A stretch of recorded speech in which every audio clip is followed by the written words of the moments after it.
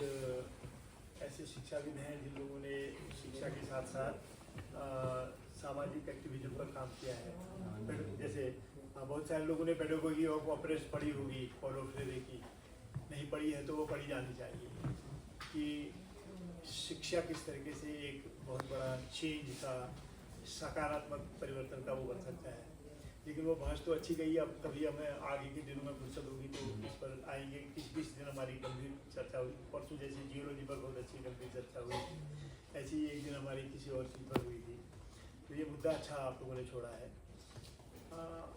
इसमें राधा बहन भी कुछ कंट्रीब्यूशन कर सकती हैं, क्योंकि लक्ष्मी आश्रम का उनका लंबा तजुर्बा रहा है।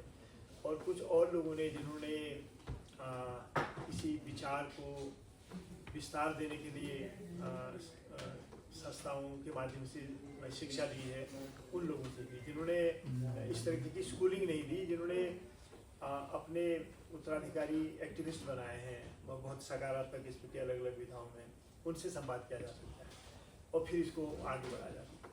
और लेकिन कल हम लोग जब वहाँ थे, जहाँ क्या जगह थी वो, पाटा में वो आश्रम क्या था, विद्याधाम में जब थे, तो हम लोग, हमारा पूरा दल बहुत गदगद हुआ, क्योंकि वहाँ बच्चों ने एक नाटक परफॉर्म किया। पृथ्वी माता की थीम पर था वो, और सब बिल्कुल डूबे हुए थे। और उन बच्चों, सबसे मजेदार बात थी कि उन बच्चों ने पहली बार बहुत गहन गंभीर सवाल हम लोगों से किए, और हम लोगों को 2-2, 3-3 लोगों को उठ करके उसके जवाब देने थे।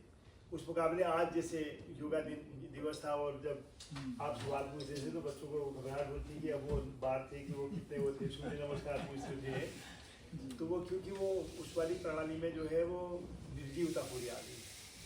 और एक जीवंत शिक्षा कैसे दी जाए, ये बहुत अच्छा होता है। और हम सब अपने मन में चिंतन करके जब अगली बार बैठेंगे तो इस पर बात आए।